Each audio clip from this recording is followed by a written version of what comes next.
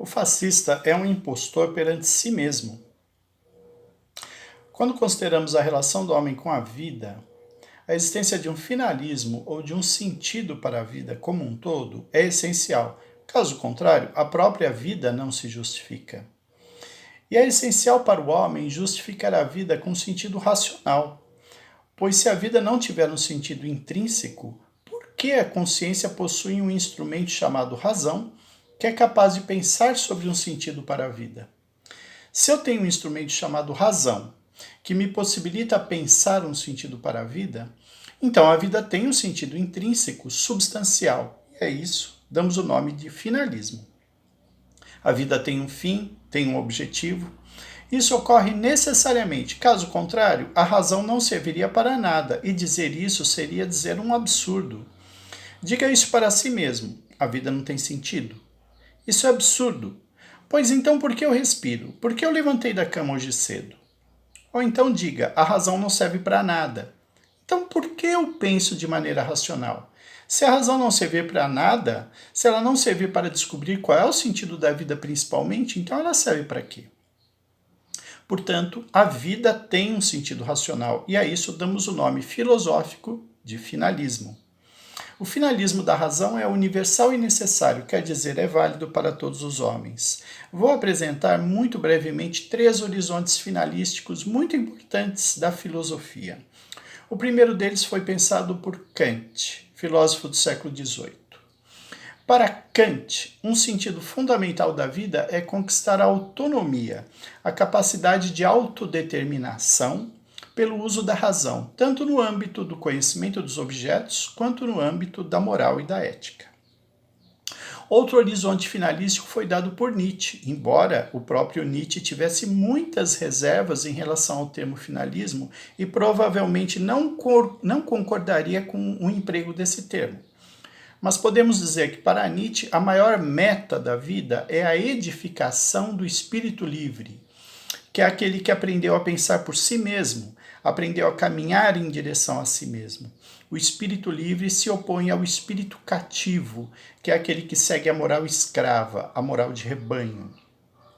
Segundo Hegel, outro filósofo alemão do século XVIII e XIX, o finalismo da vida consiste na capacidade de realização do espírito humano de pôr a si mesmo. O que é pôr a si mesmo?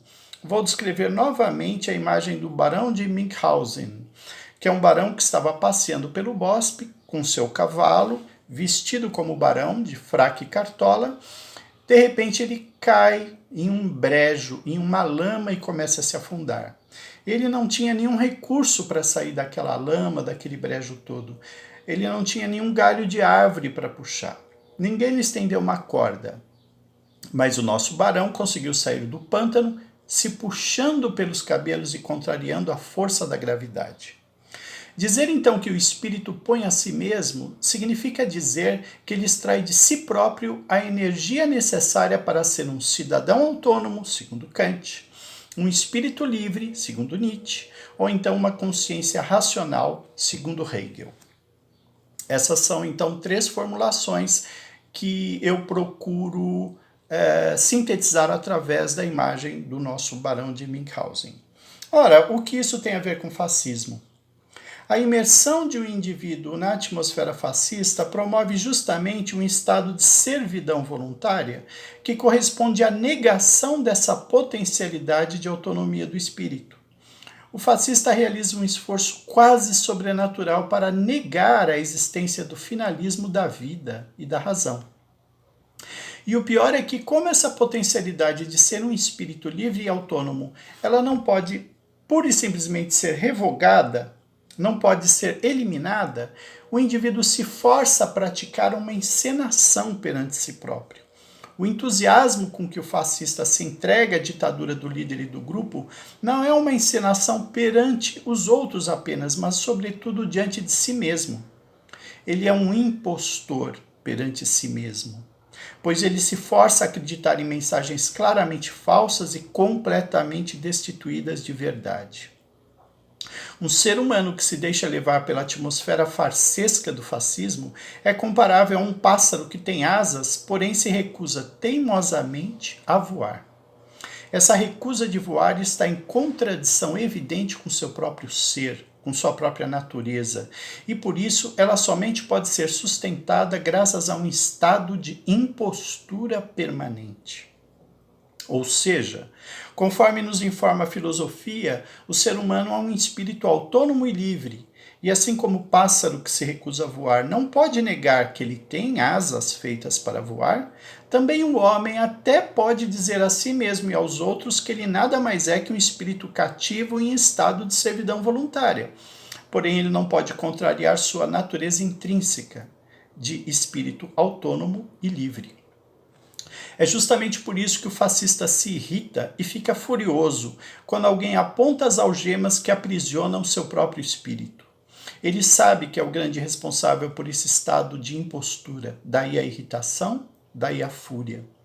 O fascismo não é passividade pura e simples. Ele se alimenta de uma imensa mobilização de energia por parte do sujeito para que ele se mantenha nessa condição cativa. Voltemos agora à imagem do barão de Münchhausen. O fascista é como se fosse o barão que caiu no pântano, está se afundando, mas poderia se libertar da lama por meio de um gesto muito simples, que é apenas se puxar pelos próprios cabelos. Mas ele faz um esforço enorme para dizer a si mesmo que isso é impossível. Imaginem quanto sofrimento e infelicidade resultam dessa condição em que o homem contraria a sua própria natureza, o seu próprio ser. Há uma frase perfeita do filósofo Adorno para resumir essa contradição. Ela diz o seguinte: para ser transformado em um inseto, o homem precisa daquela energia que eventualmente poderia efetuar a sua transformação em homem.